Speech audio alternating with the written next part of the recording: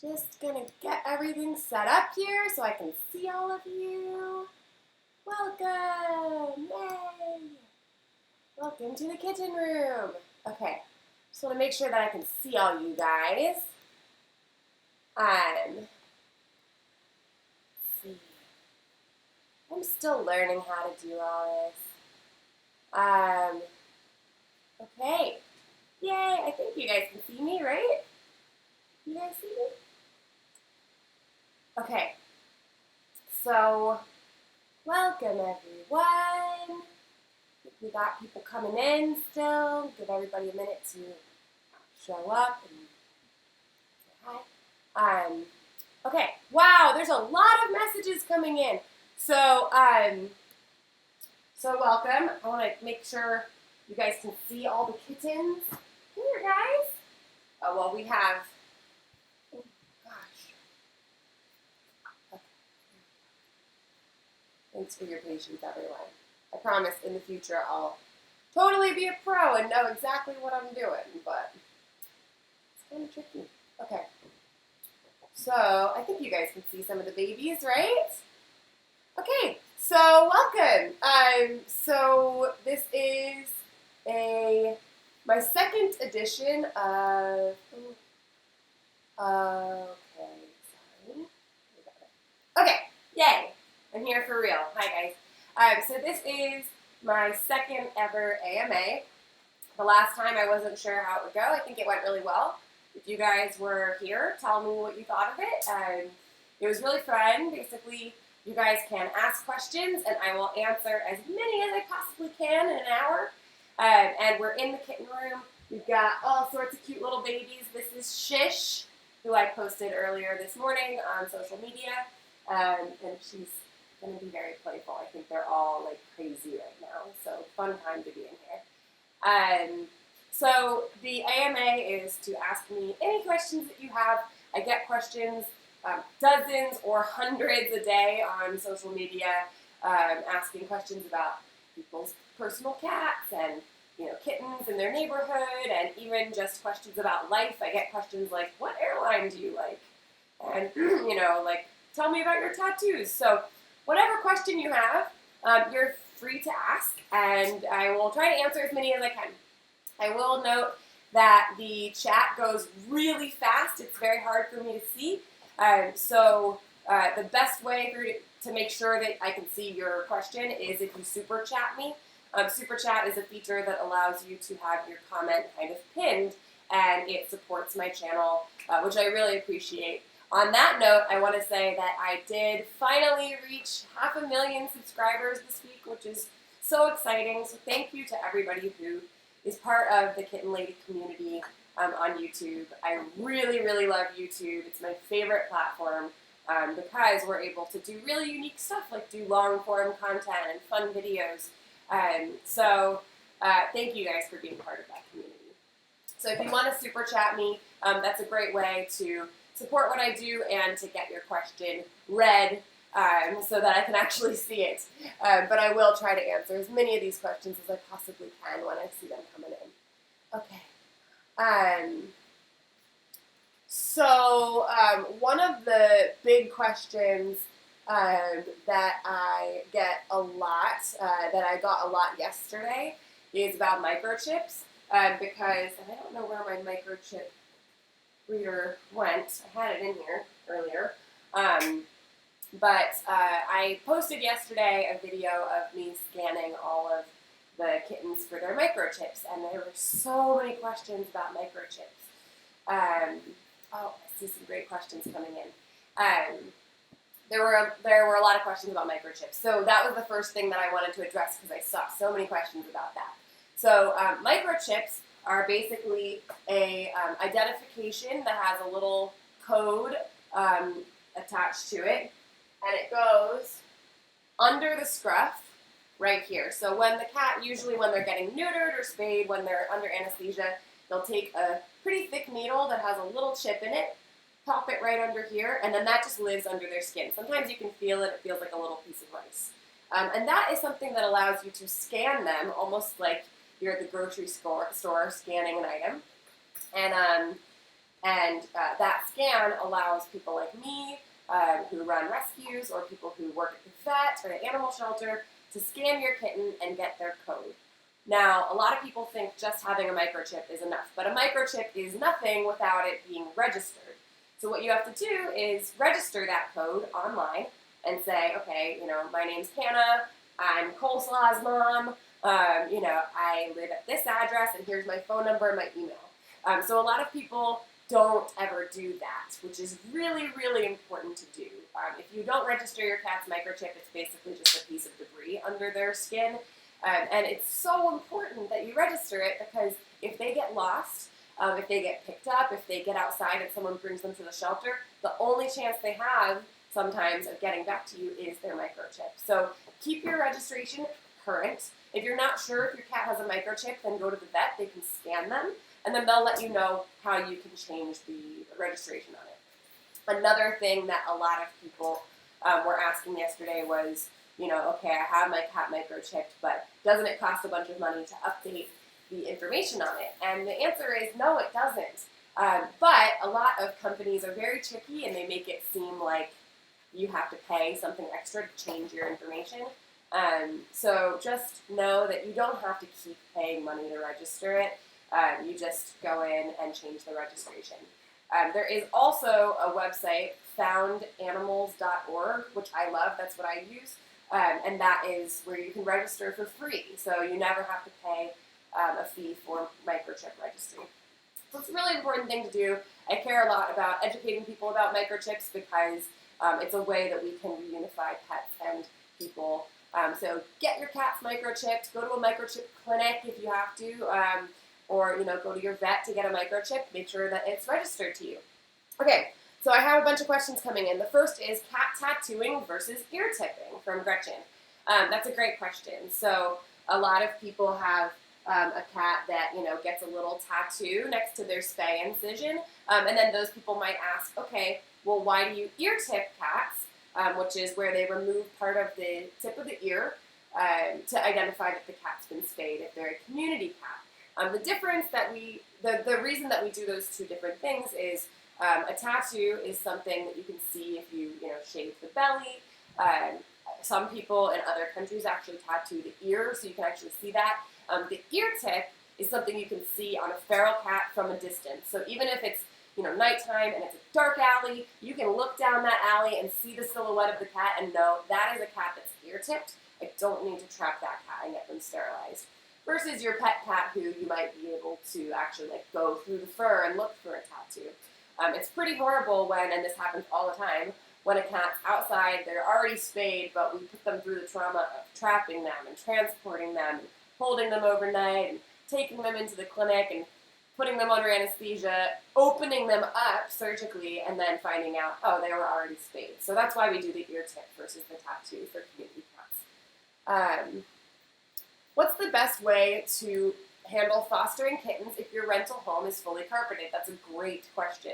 I'm dealing with that right now because, I'm not dealing with that, but we are actually, exciting announcement, we are moving to Southern California. We are going to be moving next month across the country from Washington, D.C. all the way to San Diego.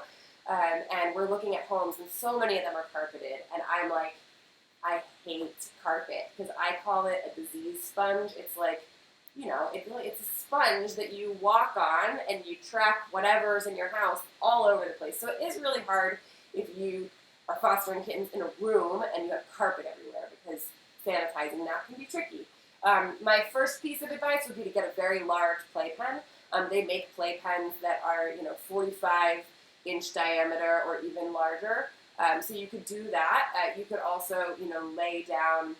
I have this really cool plastic compartmentalized playpen that you can kind of clip together. That you could put some kind of flooring down. Whether it's something non-porous. You could put down something that at least can be washed, like put blankets down. Or get vinyl that you can put down. But honestly, the playpens are really, really helpful. I would say in terms of carpeting, My strategy would be, if I had to put kittens on carpet, to do it once they've already had a clean fecal exam, so you know that they've been dewormed, they don't have anything they're going to spread, and if you've had them for at least 2 weeks, so you know this cat doesn't have panleukopenia, they're not going to be spreading anything. But certainly for brand new foster kittens whose health history you know nothing about, I would not put them on carpet. And if you do put them on carpet and something goes wrong and they get sick, you can steam clean your carpet. You can use disinfectant on your carpet, but you want to just test it out first. And obviously, it's a lot harder than not dealing with that. So good luck to you. I hope that that helps answer your question a little bit. Okay, I got a bunch of questions. How exactly did you lose Mink, and what is a mink?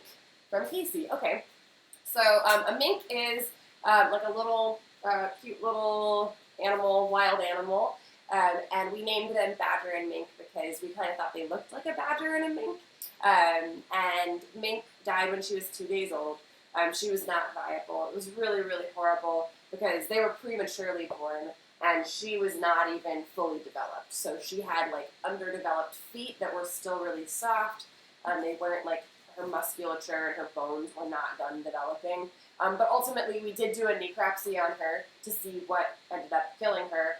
And the answer was that she died of sepsis, which means she had like a blood infection. So probably what happened is she probably would have passed either way.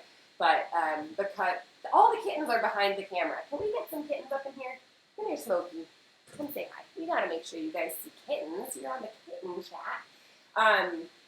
So, with Mink, basically they were left alone and dirty and wet with their umbilical cords exposed for hours. And so one thing that can happen is they can, if their umbilical cord is just sitting there, that's part of their internal organs, that's part of their insides. And so they were very dirty, they were still wet, they had no care, they weren't like licked up. So it's very possible she got like an internal infection like that, and that could have contributed to her passing as well. Okay, thank you to everybody who's just saying, I just want to support you. Thank you so much. Thanks, Jeff. Somebody says he's a vet tech student and he fosters kittens. Learned so much from you. Thank you very much, Jeff. That's awesome that you are fostering kittens and you are going to be a vet tech. There's definitely a huge need in the veterinary community for more people who focus on pediatrics and these very tiny little patients, so I'm glad that you're going to be one of those people.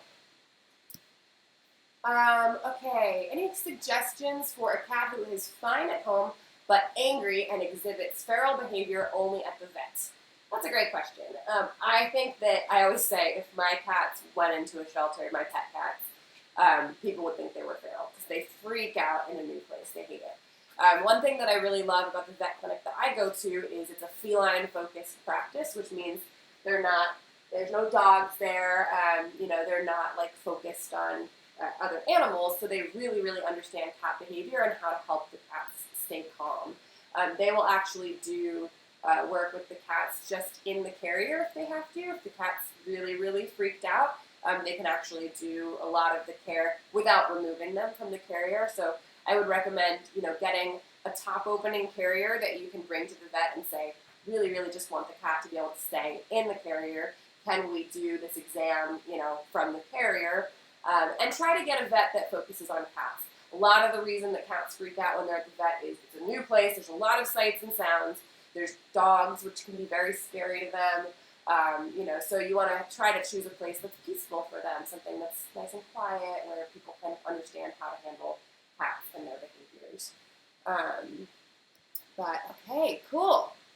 Well, thank you guys for all of the questions that are coming in. I want to make sure I'm seeing everything. Someone asked, how did you get so popular on YouTube?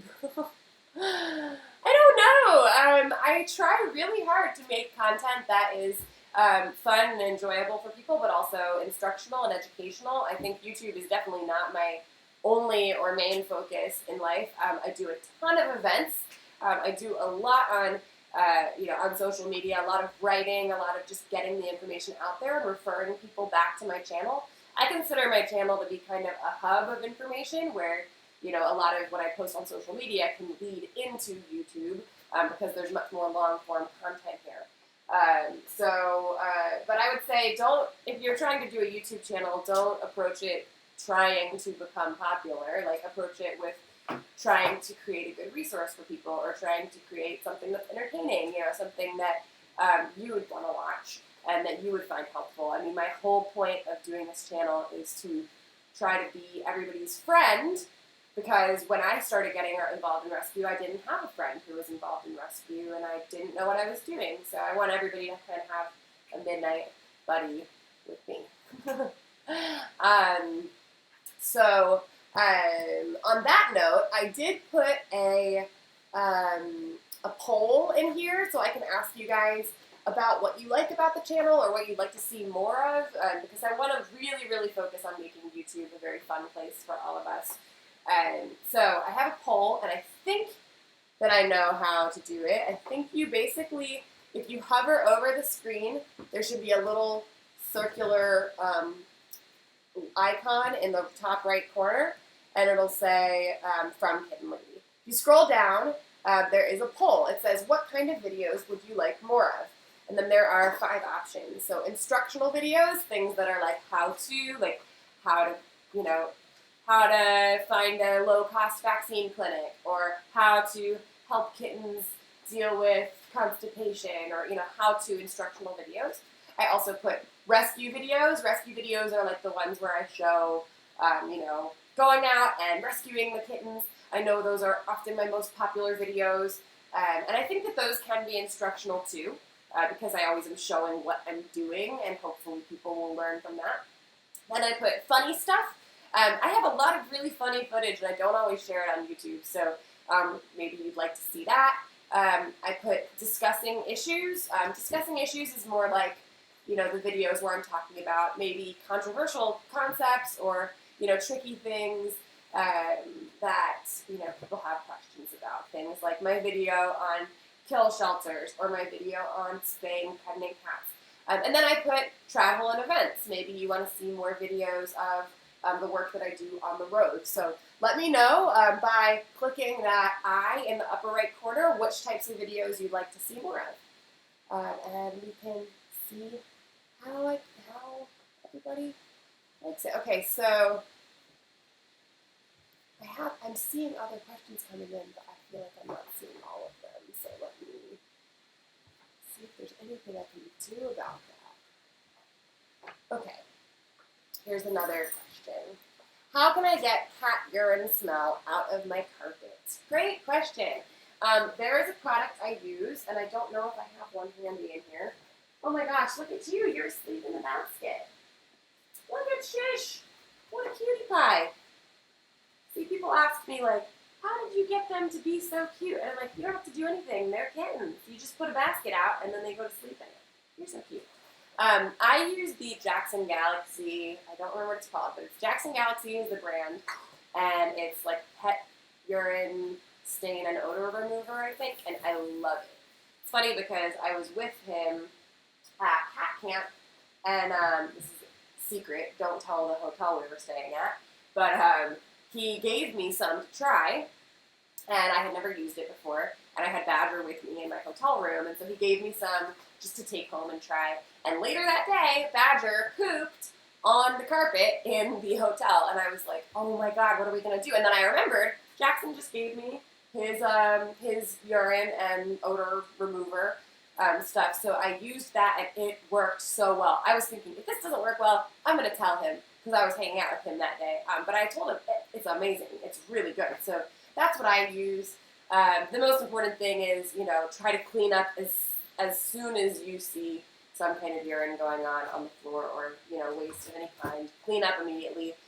With the Jackson stuff, you just kind of spray it on there, let it sit for a minute, and then you can, you know, get it up. But that's what I use. Okay, Lisa says, thanks for answering the question about carpeting.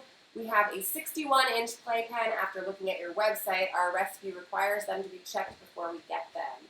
Awesome, yeah.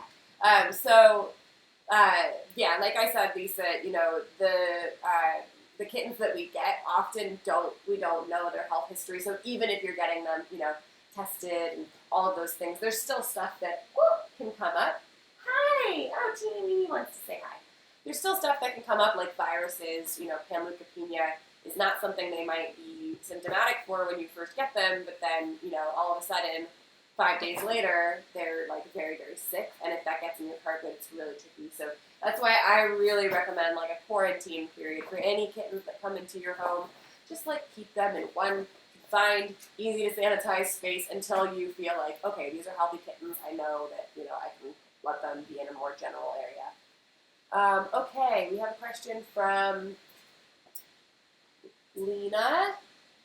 I'm 12. My mom is allergic to basically every animal. How can I help animals but have the approval of my mom? That's an awesome question. I love that you're 12 and you're wanting to help animals. That's so cool. There's a lot of really great things that kids can do to help animals, and if you can't have animals in your home because of your mom's allergies, you can still see if you can volunteer at the shelter. Some shelters do have volunteer programs for kids.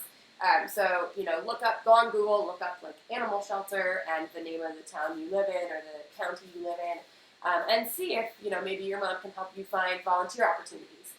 If there are not volunteer opportunities, there's still other things you can do.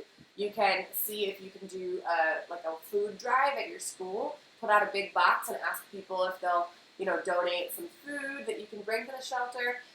You can make crafts. You can make blankets or toys or fun things that you can bring to the shelter to donate. There's so many things you can do. There's a really cool kid in Oklahoma who I follow, and his Instagram name is Cat Buttons, and he just has a button making machine at home, and he makes buttons with little cats on them and sells them, and he gives the proceeds to his local animal shelter. So I thought that was such a creative way to have, be a little kid. He's very young. I think he's like 8, but he's very passionate about helping, and that's how he contributes. So, you can get creative and find ways to help. But see if you can volunteer with your local shelter. Okay, I have a question. I'm getting a baby kitten pretty soon, from my friend. She's having baby kittens. She has a cat that's pregnant, and tomorrow we're going to buy stuff. Okay, so that is a thing that people do sometimes. They have a pregnant cat that has kittens, and then they give them to people. I really, really, really discourage people from letting their cats get pregnant because there are 860,000 cats dying in shelters every year. It's really, really important that all of us be responsible with our cats and get them spayed and neutered so that they're not having more kittens. We don't need more kittens. There's lots of kittens already. Now, it's awesome that you're going to be adopting, so congratulations. But certainly you want to make sure that your cat is spayed or neutered so that they don't have more babies, because we have to stop the cycle. So it's great to have a cat, but it's not great to have a cat that keeps having more cats. So once you get your kitten, please make sure that you are getting them sterilized. Okay, let's see. We have a cat and we want a kitten, but the cat is declawed, so should we declaw the kitten too? That question is from Nadia. So thank you for asking about declawing. Declawing is actually really, really cruel. A lot of people don't know this because in some areas, in some parts of the world it's illegal, and in some parts of the world it's very popular, usually because people don't realize what it really is. So declawing is removing the actual part of the bone on the cat's claw. So it would be like if somebody cut off your fingers from here. It's a really, really cruel and painful thing for them. They need their claws to be able to have a healthy body. They need their claws to be able to defend themselves, to climb. It's a really, really cruel thing to remove their claws like that. So you can definitely trim your cat's claws, and I have a video on my YouTube showing how to trim their nails, which is basically like when we clip our own fingernails. It's just cutting off the dead nail. But you don't want to do declawing for a kitten. No, absolutely not. Now, since you have a cat who's already declawed, I guess maybe the concern is you have one cat with claws, one cat without claws. Are they going to hurt each other? And I would say, keep your cat's claws short, trim them. Watch my video about trimming nails. Give them plenty of places they can scratch. Like you see, I have a scratching post back there. I always encourage good scratching behaviors with the cats because that helps them keep their claws, healthy also. And then, just keep them short. And if they do, have little scuffles with each other, that is just something that can happen with cats, and you don't want to punish the kitten just for, being in a home with a declawed cat. So I hope that that's the last cat that your family declaws. And if you have questions about declawing, I recommend that you check out a documentary called The Paw Project. The Paw Project is a nonprofit organization that has a lot of information about why declawing is so cool.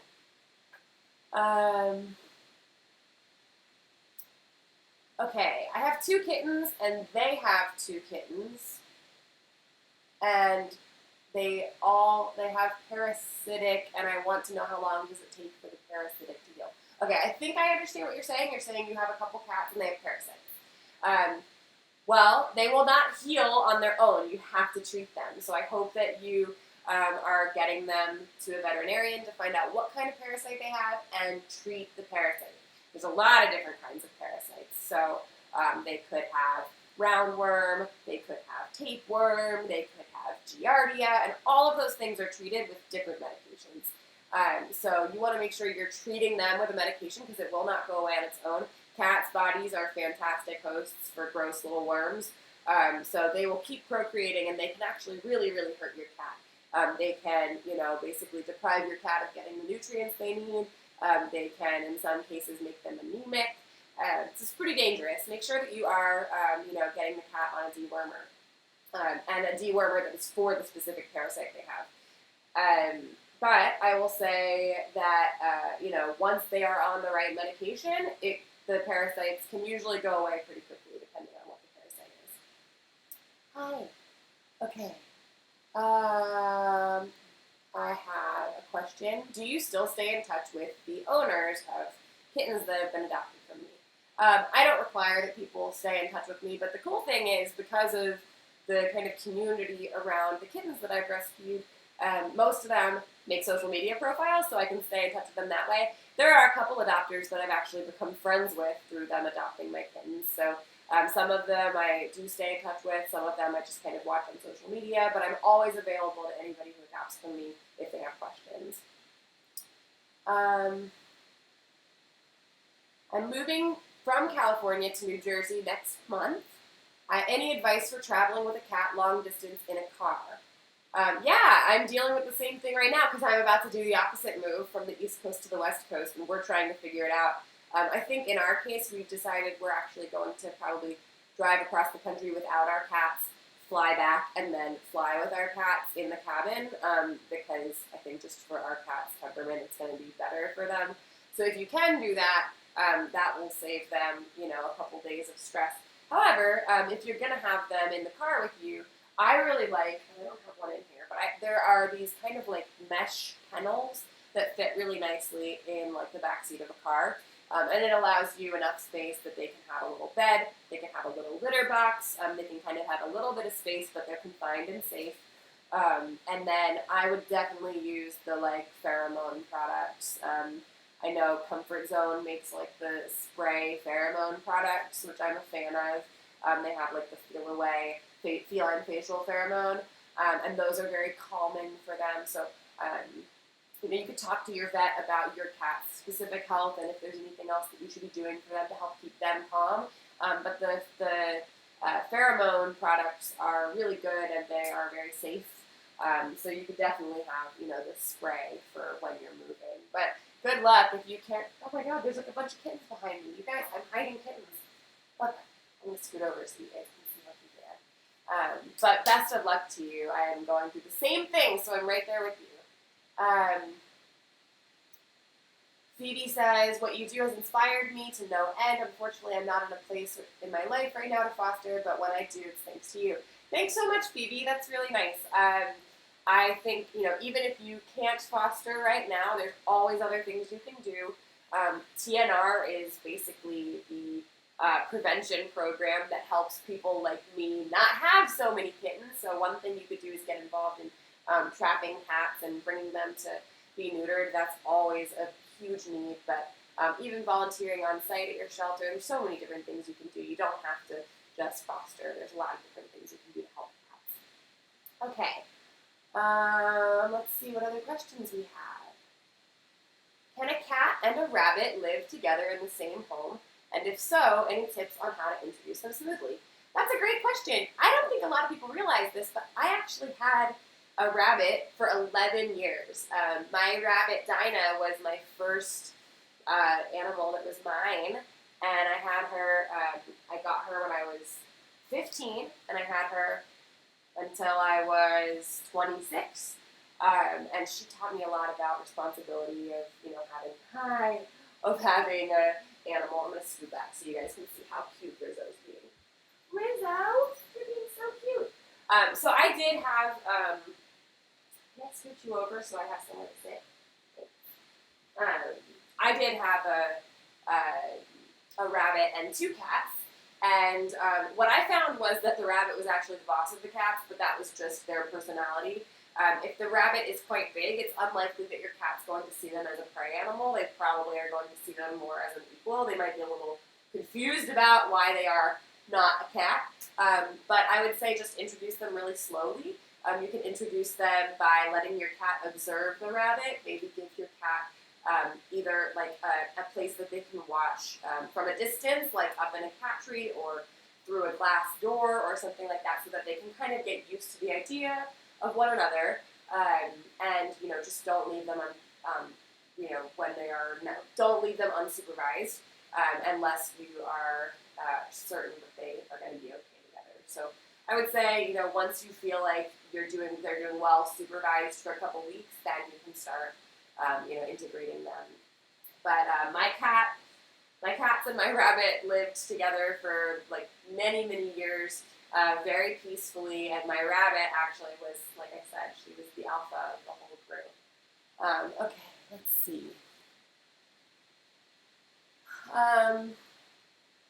Jeff says, UK, Europe, and Australia have all banned declawing, and the United States needs to ban it too. I totally agree with you. I really, really agree with you. It's a very cool thing. And it's just kind of a cultural phenomenon here that needs to die. I think in most metropolitan areas, in most coastal areas, and big cities, people are very hesitant and kind of understand about declawing. But I'll tell you guys, I was in Iowa.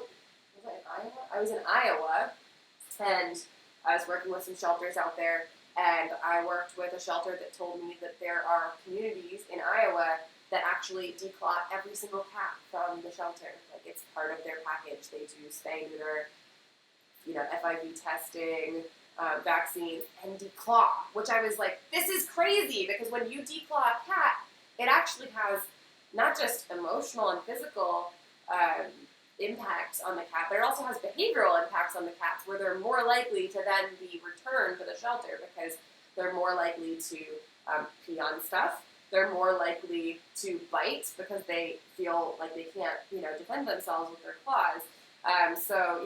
It's just crazy to me that a shelter would do that. So we do have a long way to go. I will say, again, shout out to the PAW Project, because the PAW Project doesn't just do education, but they actually do legislative work too. So if you get signed up with them, they'll let you know when there's alerts of, times to contact your legislators and let them know that you want them to support a bill to ban declawing.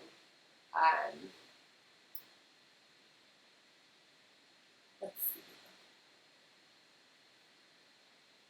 Please explain why cats can't be vegan. I'm aware, but since society basically treats cats and dogs the same, I think it's important to bring this subject to the forefront. I'm asked about this like at least once a week. And it's, to me, crazy, because yes, I've been vegan for 15 years, but obviously cats are not vegan. Should be very, very obvious.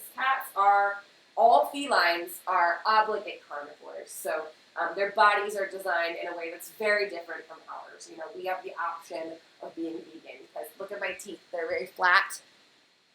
They're perfect for eating plants, and we have, these very long digestive tracts that are very good for eating plants, and our bodies do really well on that. Cats, on the other hand, are totally different. Their digestive tracts are really short. Their teeth, oh, he's holding a teddy bear. How cute are you? Their teeth look like this, which is perfect for taking down prey. Look at your cute little teeth. And, we ended up, domesticated a carnivorous species, and that's pretty crazy. But it is important that if you're going to care for cats, you need to feed them meat. That is just part of being a responsible caregiver for cats. And if you don't want to care for a carnivore, then I totally suggest getting involved in advocacy for herbivorous animals. There's lots of rabbits and guinea pigs and other animals, small mammals that need help who are herbivores. But yes, if you're taking care of kittens and cats, they are carnivores. They have to have meat. Okay, what type of litter do you use and have had the best results in training kittens? So, there's not one specific brand that I use more than others. I really like using with the kittens something that is very, unfragranced, something that is natural. So right now, what they have in their litter boxes is like a corn-based litter. And I like this stuff because it is clumping, but it's not dangerous for them. I really don't like clay clumping litters for kittens because when it's clay and it's a clumping litter, they can ingest it, and then when it gets wet, it's meant to clump, so it can actually clump inside of them, which is really dangerous. Fragrant stuff also is not good for them because you don't want a bunch of chemicals in these little guys' bodies. You want them to be, basically just using something to go to the bathroom, and that's it. So these kittens are litter trained, but when they're learning, they are very likely to explore with their mouths, which is why I recommend something that is safe if it's eaten. So I like the corn litters, I like the paper litters, things like that. I don't love clay litters for kittens. Okay, let's see. Someone says, "Hello, Mom, I love you." Weird. No one really calls me Mom except these guys, but maybe you're talking to your own mother. That's very nice. Okay, let's see.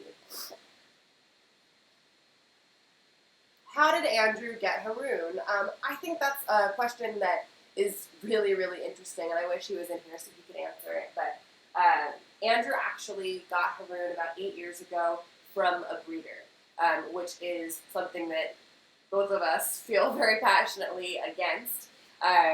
But he was not involved in animal welfare at the time. He had and still has severe allergies to cats. He looked up online how to, what cats are less likely to give you allergies, and he found Bengals. He did try to rescue one, didn't work out, and he ended up purchasing Haroon from a breeder. This is something that he now knows, 8 years later. He helps me run an animal rescue, and he's regretful that he did go to a breeder. I think the first time I ever saw him get really emotional when we first started dating was when we talked about that, because I was so shocked, because I don't really know many people who have gone to a breeder. I've always been part of the rescue community, but a lot of people don't know. So I think his story is actually really, really important and beautiful, because it shows how, a person can learn and grow and make mistakes. And, of course, we love Haroon. We would never abandon Haroon, but the truth is, Bengals should not be bred. They're a hybrid species. It's really, really cruel to be creating more kittens when there are already so many cats dying in shelters. So I think that Haroon is a wonderful little boy who we love, but I don't think that, if he could go back knowing what he knows, that would be where he would get a cat. And certainly in the future, he'll never be getting a cat in that way again, because any cats we get in the future will probably be ones that we raise. Okay. I want to start a nonprofit when I graduate college doing the same kind of work you do. I live in North Carolina. There's a huge need for education and rescue. Do you have any advice? Haley, that is an awesome question.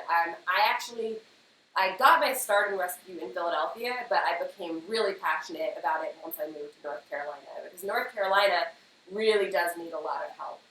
It's getting better all the time, but it is not ideal for animals in that state.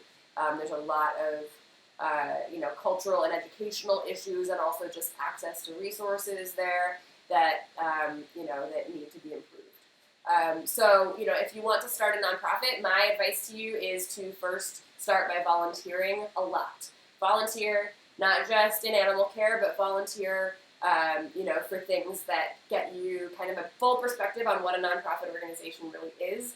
So, volunteer to help with events, volunteer to help with fundraising.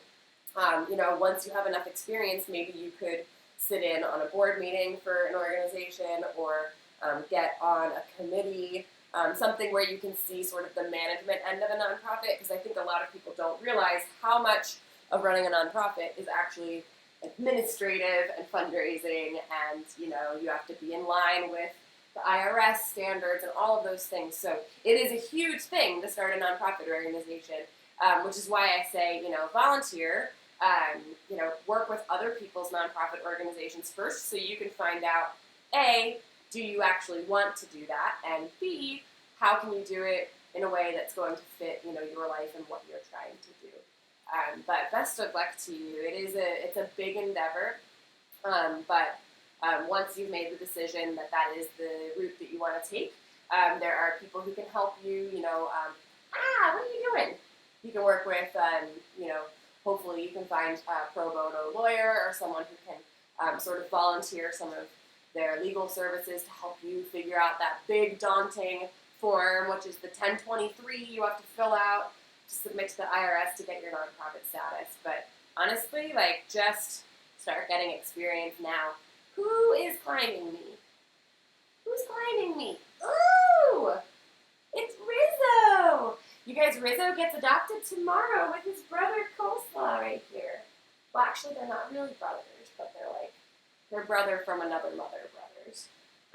And they love each other so much. These two are the craziest kittens in this room. They like to climb and get into stuff they're not supposed to be in, and they're fun.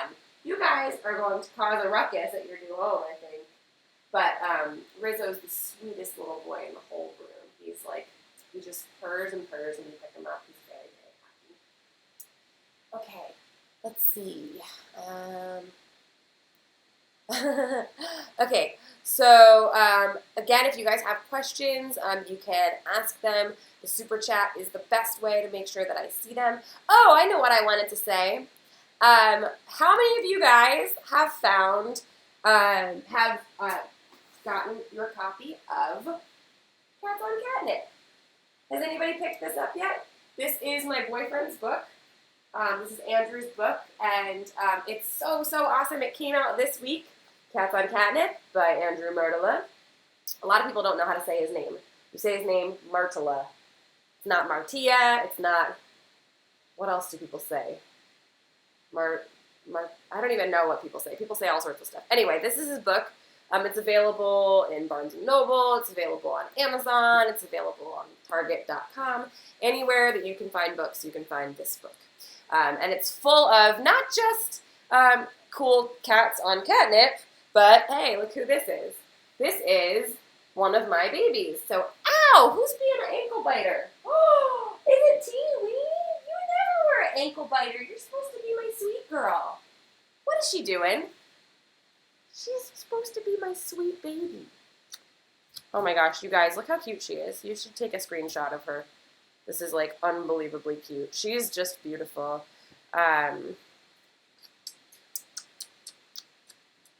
She's so beautiful. Okay, so I wanted to show you guys some of the pages from this because I love this book not just because it has cats getting high on catnip in it, but also because it features a ton of kittens that I raised. So did any of you guys ever watch my video? It's called, I think it's called Rescuing Kittens from Underneath a Trailer, or maybe it's called West Virginia Trailer Kittens. This is Banjo. She is one of the kittens from that video, and here she is all grown up on catnip, which is really fun. If you haven't watched that video yet, then you can watch it on my channel. I think it's called West Virginia Trailer Kittens. But let's take a look at some other babies. Oh, here's another one I raised. Man, I raised a bunch of babies in this book. You guys don't know this cat because this was from before I was posting a lot on social media. This is from several years ago, 3 years ago, 4 years ago. But this is Folsom. Folsom was rescued from a prison, which is why he's named Folsom. He was rescued alongside his two siblings, who I named Cash and June Carter. and he's named Folsom. And he actually got adopted by one of my friends, so Andrew was able to go get cute photos of Folsom. Let's see who else is in here that you guys might know. Oh, I raised this one. This is another baby from before I was doing a lot on social media. Her name in the shelter was Mitsubishi, but I didn't like that name, so I named her Mitzi. I named her Ditzy Mitzi, and I'd call her Ditzy Mitzi all the time. And then my friend changed her name, so Aurelius is right here, and she's a baby that I raised. Okay, we have a question. How about selling a long-sleeved tee with your arm tattoos? Great for those of us who love tattoos, ow, but are fearful of needles. Okay, team, I've had enough of your shenanigans. I'm going to have to kiss you now. That's what you get. You bite my feet and I kiss you. That's a cool idea, yeah. I have not thought about that. Maybe I could do something that had, like, a bunch of cat tattoos all over it or something like that. I'm always thinking about, like, new merchandise ideas. But, to be honest, it takes a lot of time to create merchandise. It is a really important way that I fund what I do because it takes time and money to do all of the, like, educational work that I do is crazy. And I have, people that work for me now, so I'm always trying to find more ways to bring in funding. Yeah, my most recent shirt, I think, came out like 2 months ago, the Tips Appreciated shirt. So yeah, I'll consider maybe doing a long sleeve shirt for maybe the fall or winter. That's a great idea. Now, speaking of merchandise, if you're on my social media, maybe you saw that I'm doing a very special thing just for people who are watching this live stream, because I'm so grateful to all of you for making my channel what it is. This channel would be nothing without all of you watching it. So I wanted to do something to thank you guys for helping me get to 500,000 subscribers this week. So I created a special discount code for my shop that's just for you. So don't tell anybody on social media what the code is. If they didn't watch this, then they don't get the code. But because you're watching, I'm going to give you the code. So here's what the code is. First of all, you go on my website, or you can just go directly to kittenlady.bigcartel.com. You can check out all the stuff I have on there. It's like shirts, jewelry, bags, stickers, really cute stuff. And then you can shop for what you want, and then I have a code that's the biggest discount I've ever given, which is 20% off your whole order. So whatever you get, it's going to be 20% off, and it's going to be only for this weekend, so for today and tomorrow. And the code, write it down, make sure you don't forget, is YT, like YouTube, 500K. So it's all uppercase, YT500K. And that's because you guys helped get my YouTube to 500K, and I'm so grateful for all of you. So hopefully you find something that you like on the website, and you can grab a t-shirt or tank top, sweatshirt if you're in a place that's cold. I do international shipping, sizes for kids, all the way up through 3X on my shop, so hopefully there's something for everyone on there. Okay. A couple more questions coming in. I'm a hypersensitive person. I want to foster kittens, but I'm nervous that I'll get too attached. Did you struggle with that when you got started? Yeah, I think that the beautiful thing about rescue is all of us who do rescue work are sensitive. You have to be sensitive to be motivated to do this work, and so I would consider myself very sensitive too. I was talking this week about how I cry pretty much once a day. I cry giving my lectures. I cry talking about my kittens. I cry talking about, oh my god, I was talking yesterday about the Trolls movie and how much it made me cry. I mean, I am like such a dork. I cry all the time about different emotional things about animals or just innocent creatures. And so I think it's great that you're sensitive. Sensitivity is not a bad thing. I think that the cool thing about fostering is it gives you an opportunity to practice being really strong.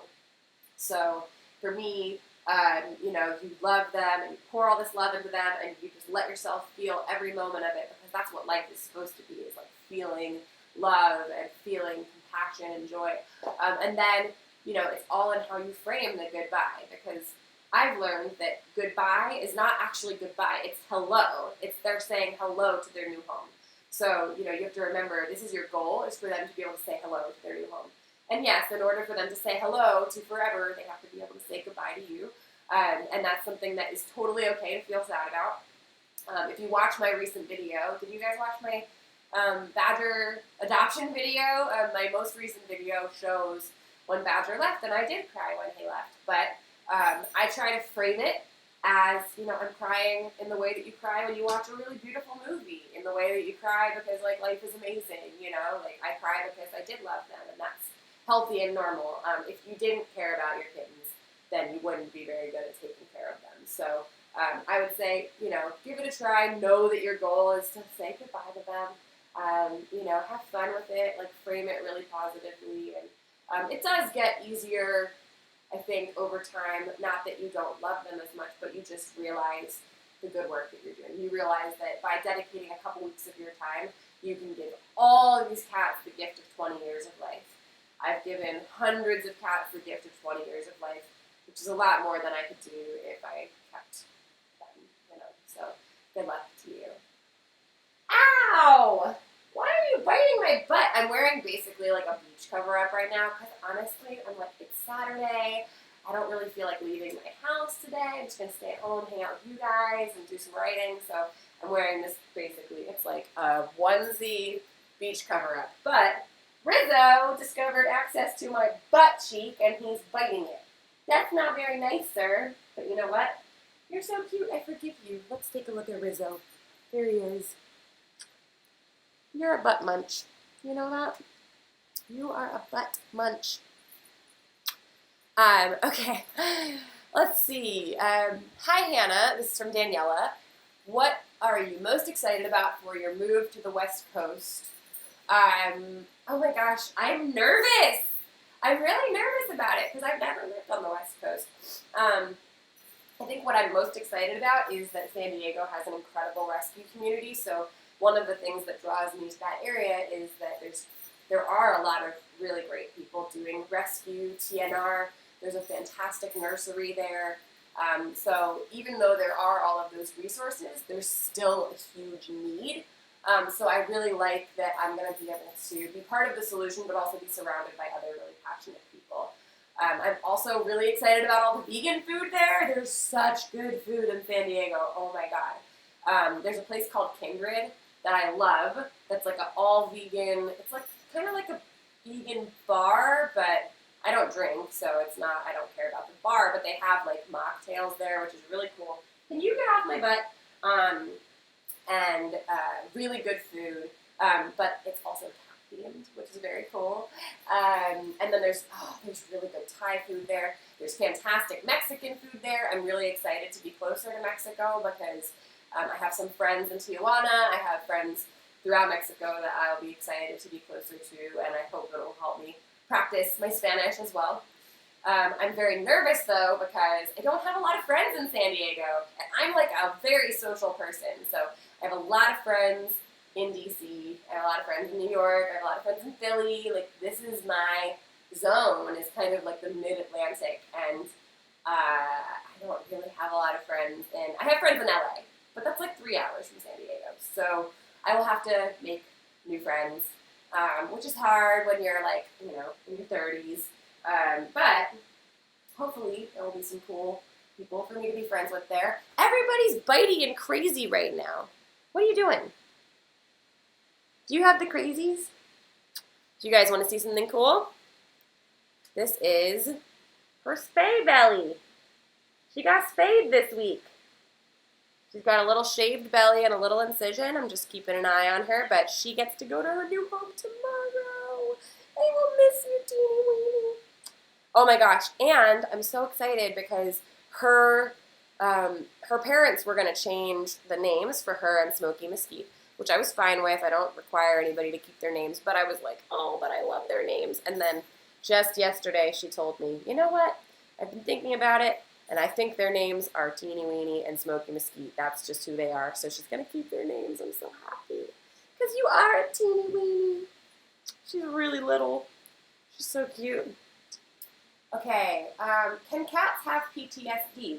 Yeah, I don't know that they can be diagnosed with PTSD. I'm not sure about that, but I would say absolutely they can have trauma. I think any sentient being can go through emotional trauma that sticks with them. How do you have you dealt? How I don't know if your question is how do you deal with it or have I dealt with it. I think that there's different traumatic experiences cats have that go on with them. My cat Coco, who I've had, she's my first kitten I ever rescued. She had a traumatic experience with a dog where she horrible. This was years ago in North Carolina. She got out of the house, and I couldn't find her. I actually wasn't home. She got out of the house when I was not home, and I found this out from my boyfriend at the time. I freaked out. I was like on my way home, called my friend, please go look for my cat. And she had gotten into the neighbor's yard, and a Rottweiler had not hurt her really, but had like there was saliva on her head, so she like at some point had a little scuffle with a Rottweiler. I can tell you, she never had any other experience with a dog, but she's petrified of dogs after that, and for good reason, because that was really scary for her, and she was very young back then. So I know that that trauma lives on with her, and I do my best to just kind of let her avoid dogs, because honestly, like, she doesn't need to be exposed to dogs if they scare her so much. I think that you can work with cats the same way that you would work with people who have experienced trauma, and there's any number of experiences that a cat can have. But it's important for us to be kind of in tune with their emotional needs and to know that they are sentient, conscious beings that are aware of things that happen to them. I think that not everybody looks at animals that way. So it's a good question, and yes, I absolutely believe that they can experience those things. I wanted to make sure that anybody who's watching knows that I have a couple events coming up. Unfortunately, some of them are already sold out. My Connecticut event is sold out. My Vancouver event, which is Meowfest, is sold out, although I think they're going to have some tickets at the door. So you can look up Meowfest and see if you are local. You can try to just come and get a ticket at the door. But I do have two events that are not sold out. The first is in Richmond, July 7th. It is called the Compassionate Action Conference, and that is a conference about all sorts of animal issues. My friend Keegan Kuhn is going to be speaking there as well, and he is the director of a couple really great documentaries, Cowspiracy and What the Health. If you've never watched those, I really encourage you to watch them. They will open your eyes to the animal agriculture industry. Really, really cool documentaries. There's nothing graphic in it, so don't worry, you're not going to be looking at anything super violent, but it is really interesting. So if you go on Netflix, you can watch Cowspiracy and What the Health, and then if you're in Richmond, Virginia, you can come see that director, and you can see me, and we're both going to be speaking about animal issues at the Compassionate Action Conference, which is July 7th. I also have an event that we just announced. I haven't even posted about it yet, in Long Beach, and that is September 15th. So that'll be after I move, and I'll be a West Coast girl. So, oh my gosh, now we got two kittens in the basket. So if you're in Southern California, I hope you'll join me in Long Beach with the Little Lion Foundation. That's going to be September 15th, and all of that information is available on my website. Let's see if people answered my poll. I don't actually know if I know how to see the answers, but while I'm looking, I give you guys these kittens in a basket. Let's see. How do I see the answer? Oh, I don't know. Did you guys answer the question? So click that little, the little white dot in the upper right-hand corner and scroll down. You're going to see my website. You're going to see a link to my last AMA, and then you're going to see a poll that says, what kind of videos would you like to see more of? I would love if you guys would answer this poll because I want to make videos that are something that all of you guys want to see. So please let me know what kind of videos you guys would like to see. I don't know how to see if you guys have answered it. Oh my gosh. I need to learn more about how to do this whole YouTube thing, huh? Well, we'll get the, you're living on the edge there right now. Can you, oh my gosh! Oh, he just jumped onto the screen.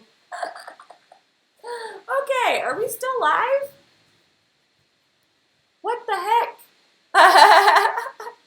He literally just jumped onto the keyboard. That was so funny. Okay, wow. All right, well, that was crazy. You're nuts. Was this coleslaw? Coleslaw, you're nuts. He's crazy. What a crazy dude. Okay. We have a couple of questions. Will additional Meowfest meet and greet tickets come out? I don't know the answer to that.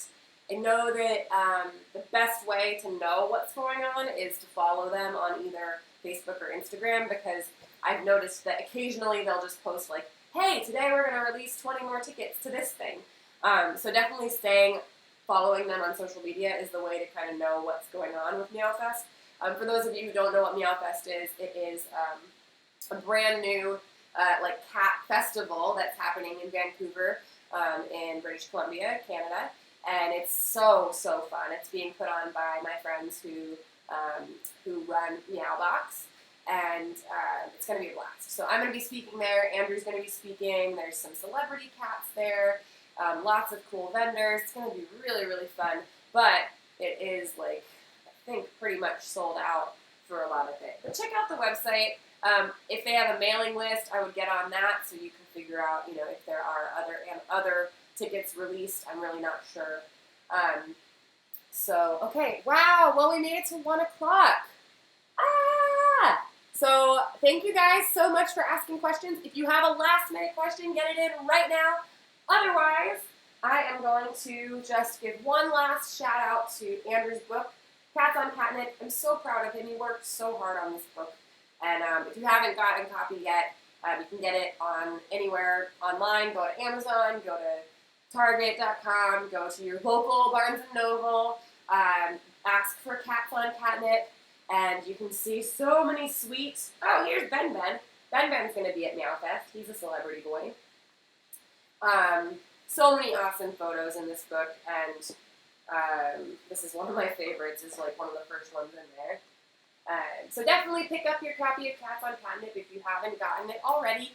And then the final reminder is, make sure that if you want to grab something from my shop, that you use the YouTube discount code that is good only for this weekend. The code, again, is YT500K, so YouTube 500K, YT500K. And that code will get you 20% off in my shop this weekend to say thank you guys so much for contributing to my channel, for being part of this community. I can't tell you how much it means to me. A couple of years ago when I started this channel, I never thought that I would, have so much support for it and have so much growth. So it means a lot to me, because ultimately that allows me to be able to create more videos, to be able to create more content that can be used in a lot of important ways, not just for individuals at home, but also for a lot of shelters. A lot of shelters use these videos to help train their foster parents and things like that. So I love having this community. I love all of you guys. Thank you so much for being part of it. And we'll say a goodbye to Mr. Rizzo, who's getting very sleepy. Goodbye. Thank you guys so much for joining. See you next time.